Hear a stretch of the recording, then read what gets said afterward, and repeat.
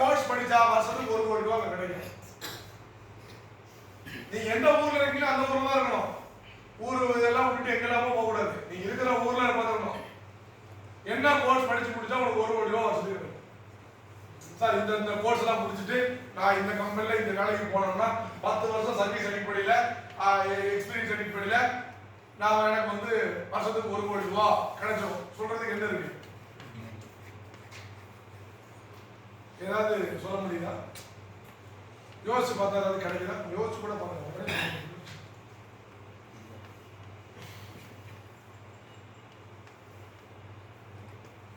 இது ஏதோ வெஸ்டேஜ்ல soap powder சுவாக்கணுமா விற்கணுமா அதெல்லாம் இல்லைங்க. அப்படி மட்டுமே பார்க்குற மனிதர்களுக்கு இந்த தொழில் என்னன்னே தெரியாதுங்க, புரியவும் புரியாதுங்க. வெஸ்டில சேர்ந்த அவ்வளவு பேர் ஒண்ணுங்க கோடீஸ்வரன் ஆகலைங்க.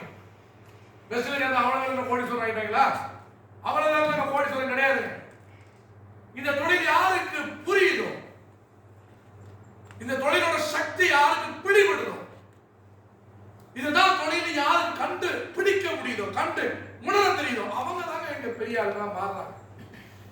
சும்மா இந்த வடிவேலு காமெடி மாதிரி வடிவேலு ஜீப்ல ஏறி போந்துருப்பாரு, நானும் ரவுடி தான், நானும் ஜெயிலுக்கு போறேன், இந்த மாதிரி ஜீப்ல உட்காந்துருப்பாரு. அந்த கதை தான் இங்க நிறைய. நானும் வெஸ்டேஜ் தான், நானும் டிஸ்ட்ரிபியூட்டர் தான், தெருவு நின்றுட்டு இருப்பாங்க. நானும் வெஸ்டேஜ் தான் வச்சுட்டேன், பழம் வச்சு சாப்பிட்டு இருப்பாங்க.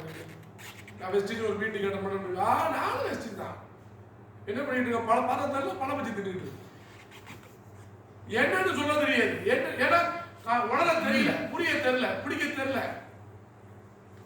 பிடிச்சிருந்தா அங்க நின்று பழம் வச்சு தின்னுட்டு ரோட்டோர கதை வச்சுட்டு மாட்டாங்க. அவர்கள் அறிவுக்கு எட்டுனதெல்லாம் இது சோப்பு பவுடர் 2 சேரணும் சேக்கணும் குடிக்கணும் இவ்வளவுதான். அதை தாண்டி என்ன? அதை தாண்டி பார்க்கவும் தெரியல, யோசிக்கவும் தெரியல, சொல்லி கொடுத்தா வந்து உட்காரவும் தெரியல, சொல்லி கொடுக்குற இடத்துல பார்க்கவும் மாட்டாங்க, வாட்ச பார்ப்பாங்க. இங்கேயும் வந்துட்டு வாட்ச பார்ப்பாங்க. அவங்க என்னத்தை சொல்றாங்க? இங்க வந்து வாட்சையா பார்க்கணும், வாழ்க்கையெல்லாம் பார்க்கணும். கரெக்டா இல்லைங்களா? வாழ்க்கைய இங்க இந்த மாதிரியான அரங்கத்துல வாழ்க்கைய பார்த்த ஆளுங்க வாழ்க்கை மாறிடுச்சு.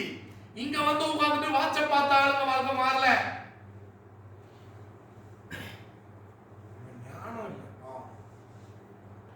ஏன்னா இங்க உள்ள பணம், இங்க உள்ள வாழ்க்கை வெளியில எந்த வேலையா இருந்தாலும் எந்த தொழிலா இருந்தாலும் செஞ்சா கிடைச்சிடும் சொல்லவே மாட்டேன். குட்டி கர்நாட்டை கூட கிடைக்காது.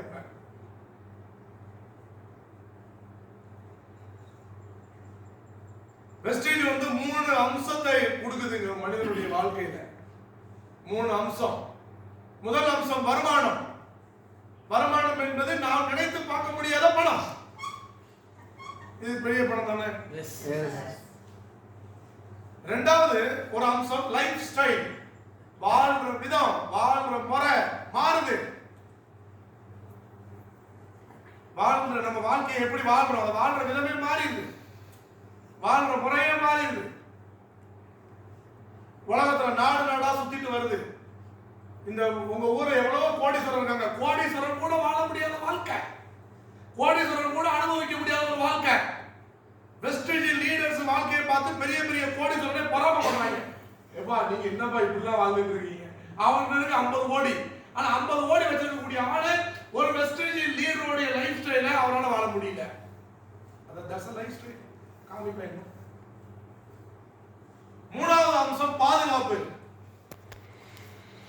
ஓடி உழைச்சா அந்த மனுஷனுக்கு அந்த குடும்பத்துக்கு காசு வருது. உழைக்கக்கூடிய மனுஷன் உழைக்கிறத நிறுத்தியாச்சு அந்த வீட்டோட நிலைமை அவ்வளவுதான். ஏதோ ஒரு காரணம், ஏதோ ஒரு சூழ்நிலை, என்ன வேணாலும் போட்டோம். உழைக்கக்கூடிய மனிதர் உழைக்க முடியாத ஒரு நிலை ஏற்பட்டா வீட்டோட நிலைமை என்ன ஆகும்? ஒண்ணும் இல்லை. ஆமா தானே? பணம் போச்சு தானே? அந்த குடும்பம் கஷ்டப்படும் தானே? வேற வெஸ்டேஜ் ஒரே ஒரு மனிதர் சிறந்த முறையில வியாபாரம் செஞ்சு வைக்கிறாருன்னா அந்த குடும்பமே பாதுகாப்பா இருக்குங்க. அந்த மனிதர் உழைக்க முடியாத நிலை ஏற்பட்டா அவங்க மனைவிக்கு அந்த பணம் போகுது, அவன் தலைமுறைக்கு போகுது, லேடி செஞ்சு வைக்க அந்த வீட்டுக்கு போகுது. பல பேர் இன்னைக்கு வந்து இந்த வியாபாரம் செஞ்ச ஒரு சில நபர்கள் இயற்கையின் காரணமாகவோ அல்லது உடல் உபாதையின் காரணமாகவோ ஒரு ஆக்சிடென்ட்லயோ நீங்க அந்த ஆளுங்க இல்லை. ஆனா அவங்க வீடு பாதுகாப்பாயிடுச்சு. அவங்க வாங்கிட்டு இருந்த லட்சக்கணக்கான தொகை அவர்கள் மனைவி வாங்கிட்டு இருக்காங்க. இது 1 மாசம் 2 மாசம் வாங்கினாங்க, 5 வருஷமா 7 வருஷமா 8 வருஷமா வாங்கிட்டு இருக்காங்க. கண்டினியூவா எல்லா மாசமும் வாங்கிட்டு இருக்காங்க. இது எந்த வேலையில எப்படி கிடைக்கும்? எந்த வேலை செஞ்சா கிடைக்கும்?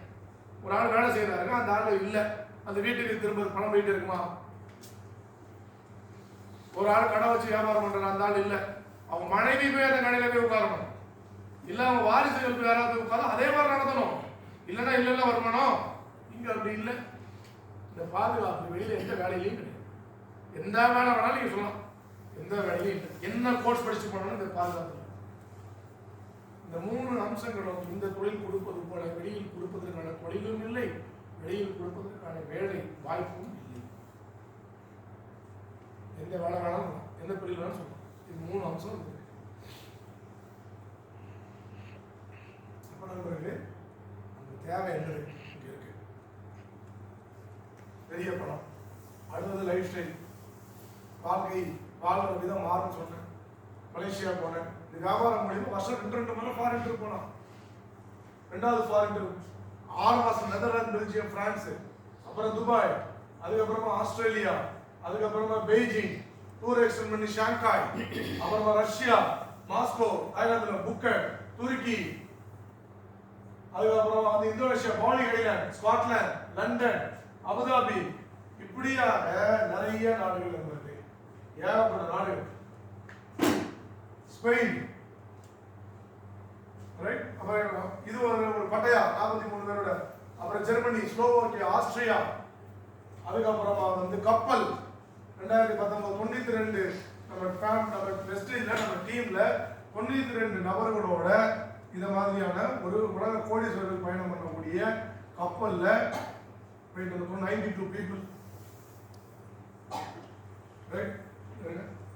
நான் என் ஃபேமிலியோட போயிருந்தேன். அடுத்தது தாய்லாந்து ஒரு 2 மாசம் கழிச்சு, அப்புறமா ஒரு சவுத் ஆப்பிரிக்கா, அப்புறமா வியட்நாம், துபாய், கத்தார், இப்படியாக 21 நாடுகள் நான் சுத்திட்டு இருக்கேன். 21 கண்ட்ரி.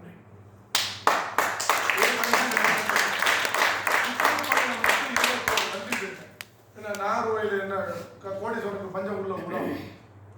கன்னியாகுமரி மாவட்டம் கோடீஸ்வரனுக்கு பஞ்சம் உள்ள மாவட்டமா? ஒரே ஒரு கோடீஸ்வரன் பேர் சொல்லுங்க. 14 வருஷத்துல 21 நாட்டுக்கு சுற்றுப்பயணம் போயிருக்காரு இந்த கோடீஸ்வரன். ஒரு கோடீஸ்வரன் பேர் சொல்லுங்க. 50 கோடி வச்சிருக்கக்கூடிய ஆளுங்க இருக்காங்க, 100 கோடி வச்சிருக்க ஆளுங்க இருக்காங்க. எந்த ஆளுங்க 21 நாட்டுக்கு போயிருக்காரு 14 வருஷம்? தெரியுதாங்க? வெஸ்டேஜ்னா எவ்வளவு பெரிய விஷயம் தெரியுதாங்க? யாராவது அதையும் தாண்டி சொல்லுவாங்க, சார் எனக்கு தெரிஞ்ச ஒரே ஒரு ஆளு இத்தனை கண்ட்ரி போயிட்டு வந்தாள். அப்ப நான் அடுத்த கண்ட்ரி கேட்பேன், அதுல அவுட் ஆயிடும். நான் 10 பைசா எடுத்து வைக்காம 21 கண்ட்ரி போயிருக்கேன் அவரு அப்படிப்பேன். அது அவருக்கு ஆசைப்பட்டு போனார். அது என்ன பெரிய திறமையா?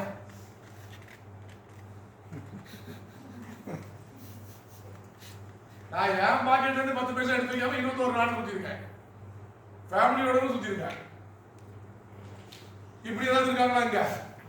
இல்லவே இல்லைல்ல. அப்ப இது எப்படிப்பட்ட பிசினஸ் இது? இதை விட்டுட்டு போய் என்ன செய்ய போறோம்? வெளியில போய் இதை விட்டுட்டு என்ன போய் வேலை செய்ய போறோம்? என்ன தொழில் செய்ய போறோம்? இதை விட்டு பிடிச்சிட்டு கார், ஃபர்ஸ்ட் கார் 12 லட்சத்துக்கு வாங்கின என் ஒய்ஃப் இந்த காரை வாங்கி, இது பிராண்ட் நியூ, இதை வாங்கி அடுத்த 2 வருஷத்துல இந்த காரு இந்த கார் வாங்கி அடுத்த 3 வருஷத்துல இந்த காரு பென்ஸ்.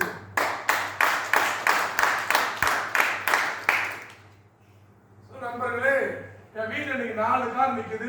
சொத்துக்கள், பல சொத்துக்கள் வாங்கிருக்கேன். 45 lakhs property, 67 lakhs property, 37 lakhs property, அதுக்கப்புறம் பல ப்ராப்பர்ட்டிஸ் வாங்கிருக்கேன். டூர் போற பணத்தை வச்சு ரெஸ்ட் டூரா போறேன். கார் வாங்குற பணத்தை வச்சு கார் ஃபண்ட்ஸ் வச்சு காரா வாங்குறேன். சொத்துக்கள் வாங்குற பணத்தை வச்சு சொத்துக்களா வாங்குறேன். இன்னைக்கு நான் வாங்கின சொத்துக்களுடைய மதிப்பே பல கோடிகள் இருக்குது.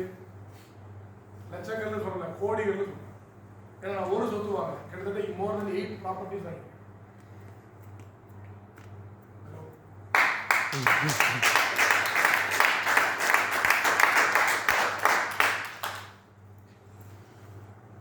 நான் அந்த பிசினஸ் ஸ்டார்ட் பண்ணும்போது யாருடைய தேவை இருந்தாங்க. நீங்க காலில் உட்காந்துருக்க மாதிரி யாருடைய உட்காந்து பல ஆளுங்க சோப்பு தானே அப்படின்ட்டு போனாங்க. இன்னும் சில பேர் பவுடர் தானே அப்படின்னு தெரியாது. அவங்களுக்கு சோப்பை தாண்டி பார்க்க தெரியல, பவுடர் தாண்டி யோசிக்கிறது. நான் சோப்பாவோ பவுடராவோ பார்க்கல. அதை தாண்டி இந்த பிசினஸ்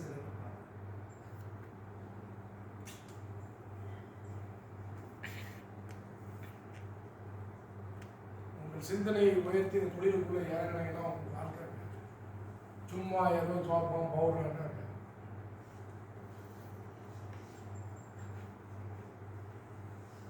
அடுத்தது பாதுகாப்பு பாருங்க. Financial stability. உலகமே முடக்கப்பட்ட நிலையில் 4 லட்சம் ரூபாய்.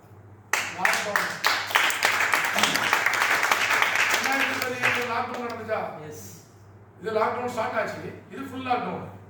2020 ஏப்ரல் ஃபுல் லாக்டவுன். 30 நாள் எல்லாம் வீட்டில் வாங்கிட்டாங்க. அந்த நேரத்தில் 4 லட்சம் ரூபா வந்துச்சு. யாருக்கு வந்துச்சு? இந்த காலில் யாராவது சொல்லுங்க எனக்கு 30 நாள் வீட்டில் வந்தாலும் 4 லட்சம் ரூபா பணம் வந்துச்சு. யாருக்கு? 2020. ஏன்னா கொரோனா அது மாதிரி யாருமே பார்க்கல. அந்த சம்பவம் யாரும் தெரியாது. உலகமே முடக்கப்பட்டது. வீட்டில் உட்காந்து 4 லட்சம் ரூபா வருதுங்க. இதை விட சக்தி வாய்ந்த ஒரு தொழில் வெளியே மறுபடியும் அதே மாதிரி ஒரு சூழ்நிலை உலகத்தில் வராதுன்னு சொல்ல முடியாது. வந்தா வெஸ்டேஜ் லீடர்ஸ் கவலைப்பட வேண்டாம். வெஸ்டேஜ் பண்றவங்க பயப்பட வேண்டாம். உலகத்தில் என்ன ஆனாலும் நடக்கணும். வெஸ்டேஜ் செய்யறவங்க சேஃபாகவே இருப்பாங்க. உலகத்தில் என்ன நடந்தாலும் சரி அவங்களுக்கு பணம் அது பாடுவோம். அதை மாதிரியான சொல்லிங்க. ஏதோ சொல்லிங்க, ஏதோ வாய்ப்பு இல்லைங்க, ஏதோ கம்பெனியில் ரைட். ஸோ இதான் என்னுடைய ஹையஸ்ட். இதெல்லாம் என்னுடைய ஹையஸ்ட் வருமானம்.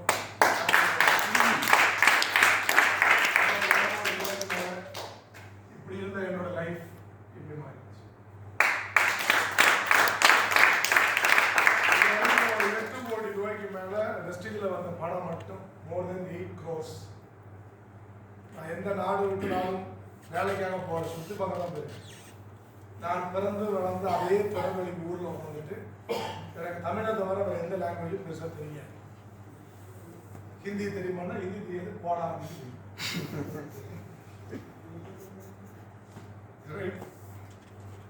நான் எங்கே பிறந்து வளர்ந்தோம்னா அதே ஊரில் உட்காந்துக்கிட்டு அதே கூட பழைய ஃப்ரெண்ட்ஸோட கிரிக்கெட் ஆடிட்டு அதே மாதிரி எங்கள் ஊர் தாமிரபரணில் டைவ் அடித்து குடிச்சிட்டு சொந்தக்காரன் கல்யாண வீடு பால் காய்ச்சல் வீடு எல்லாத்தையும் அட்டனன்ஸையும் போட்டுட்டு இத்தனை கோடி சம்பாதிச்சுட்டு பிறந்த ஊர்லேயே உட்காந்துருக்கேன். நான் எல்லாம் எனக்கு லைஃப்பில் கிடைச்சிருக்கு. ஆனால் எதையுமே இழக்காம கிடைச்சிருக்கு.